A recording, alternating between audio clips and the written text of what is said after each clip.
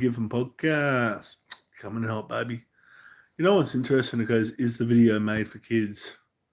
Yeah, I'm going to be going on a rant, swearing, being sarcastic, talking about all this nonsense. Just pure for the PG, the parental guidance, you know what I mean? Just solely. No way. Way too inappropriate.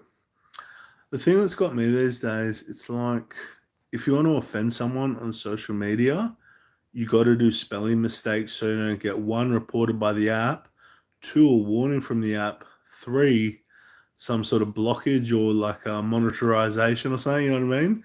If I want to like harass someone, I can't just say you're this and that. I've got to do spelling errors or make me look like a dickhead, but it's the only way to be a dickhead. Do you know what I mean? Like a subtle, sweet irony. So like I could be like you're a biatch dot instead of bitch because you're a biatch, so I don't get spell audited and then get a report from Facebook or something like that. You know what I mean?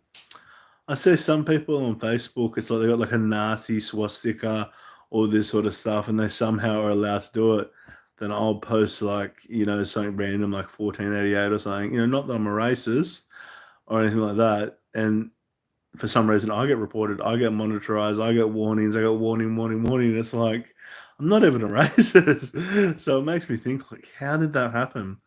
I reckon the intelligence agencies have a deal with the social media apps. So they sort of like we'll monitor this person, find out the future associates, and just let the page go, you know what I mean? We're talking conspiracies, inshallah, conspiracies. Swear to Wallah, God, brother, fucking. This is a conspiracy, boys. This is the fucking conspiracy. You know how women have birth control, estrogen. So they reckon when, let's say there's 8.3 billion people, let's say Harvard are women, let's say another Harvard again are over the age of where they're sexually active, so they're on birth control. They reckon, so say 2 billion people, roughly just under. They reckon 2 billion people are having the birth control.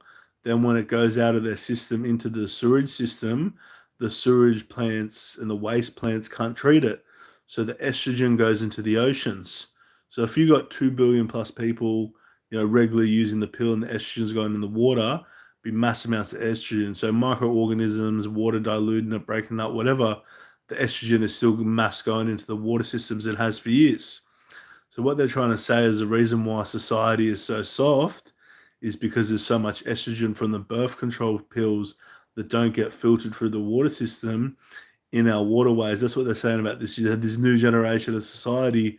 It's all because of the birth control estrogen going in the waterways. 2 billion plus women using the birth control tablets, which is cool. Sex is natural. It's all good. They got right to an abortion. But what I'm saying is, so they're saying if you put a fish in a fish tank and there's estrogen in the water from the birth control pills that go through the waste treatment, the fish generates female like genitals. So they're saying like with the whole conspiracy, estrogen in the waterways is making fish sort of like unisex, if that makes sense. So all this weird stuff's happening. So that's why they reckon society's so soft, is because the estrogen from the birth control in the waterways from all the women taking it, and then the microorganisms and water not diluting and breaking it down. So massive amounts of kilos of estrogen are going our waterways just in the city every single day. So imagine that on like a mass scale, you know what I mean? Talking about conspiracies, this guy was talking to me about 9/11 the other day. Did you know? I don't believe it. Don't get me wrong. I'm not a conspiracy. No, I didn't watch the UFC, brother. It would have been good. Who won? Anyway, so he's talking about if you go on MSN, do you remember that chat? How you'd be young, you'd be MSNing each other trying to pick up chicks. If you do the symbol thing for nine, the symbol thing for nine, then the single thing for one or one, it comes up with two buildings and a plane. So nine is the plane, then 1 1 is the building. So it's like 9/11. I was like, fucking conspiracy, brother. You know what I mean? So I thought that was quite a bit of a coincidence. Obviously, it's sort of funny, but yeah, it just blew my mind, eh? So yeah, so conspiracy talk. We've covered the estrogen in the waterways doesn't get filtrated. Why society's so soft. Strickland's nose, mate, could be worse than mine. You know why my nose is so big, right? It's because I'm Jewish. The air's free. Talk about anti-Semitic. Fuck. Anyway, so Mate, I'm not all over the UFC. I prefer strictly karate, strictly Muay Thai. The UFC is mad, it's hectic, but I find it a bit too brutal. Do you know what I mean, Brezza? Like it's too brutal. Don't get me wrong, the jiu-jitsu, the boxing, and it's an art, yeah, absolutely. But I prefer like the Pacific, like a karate tournament or a Muay Thai fight in Thailand or wherever, a more Pacific, just that martial art, not mixed. Because when it's mixed, I can do a bit of everything. And I think, yeah, it's entertaining. Look, it's great, but it's very like very quick knockouts. Like I could watch a boxing match and see 12 rounds. Do you know what I mean? Instead of like 45-second, 2-minute fights and that. Oh, go to Thailand, mate. Make sure you do a Muay Thai session. Apparently, our Tiger Muay Thai is pretty hectic over there, eh? Yeah, Muay Thai fighting is pretty hectic. Yeah, Thailand would would be the place to go, 100%. Apparently, there's like 60 million plus people in Thailand, and about I think it's like 28 million regularly practice Muay Thai. So basically, half the population is training Muay Thai. That's how big it is in Thailand. You know what I mean? Yeah, send some pics, Brezza. Anyway, so back to the MSN conspiracy, the estrogen, the Muay Thai, the other random chit chat, the Jewish nonsense. You know, the whole go. It is what it is. But yeah, it should be interesting. Let's go through some comments. Going live. Bread, mate. I wonder if he's the breadwinner. Gaming One has said hi. Hi, Gaming One. John, hello, brother. How you doing, bro? What's up, mate? Not much, to be honest, John. We got a bread guy doing a bread emoji. He's obviously, baking up a storm. Who knows, eh? What other messages? Do I agree with Kanye? What did Kanye say? Because Kanye says some more whack shit than I do, bro. It really depends. What did Kanye say?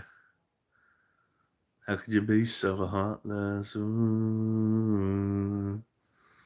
Yeah, I do like Kanye, but he's definitely an individual. I go that far. He says whatever he wants. I think when he said that anti-Semitic stuff, I think the guy that diagnosed him with the mental conditions was a Jewish psychologist. So his like non-literal sort of diss on him was the Nazi stuff, but I don't think it was completely literal. I think it was just taking the Mickey, but at like a professional, inappropriate level. You know, it is the World Wide Web, but it was worldwide television. If that makes sense. I don't know, man. I'll look up what he's saying now, but Kanye, mate, there's no controlling Kanye. He'll say whatever he wants. He'll lose $250 million contract a year just to say whatever he wants. Like he doesn't care. But that's probably why I like him, you know? You don't have to be shallow and follow mainstream media. Anyways, 50 Shades of McGee from podcast coming in hot. RYZAH. Do a live react for me, mate. What do you want me to say? What do you call a gay Irish couple? Patrick Fitzgerald and Gerald Fitzpatrick. What an unfortunate play of words, eh? Anyways, we're heading off the live. I've done a few posts, done a few community posts. Not trying to get on the map per se, but just trying to boost my social medias, especially YouTube. Anyways, we out. These shows we give podcasts. We'll do a bit of UFC, left, rock, or not. Oosh. Imagine that, like full body wrap.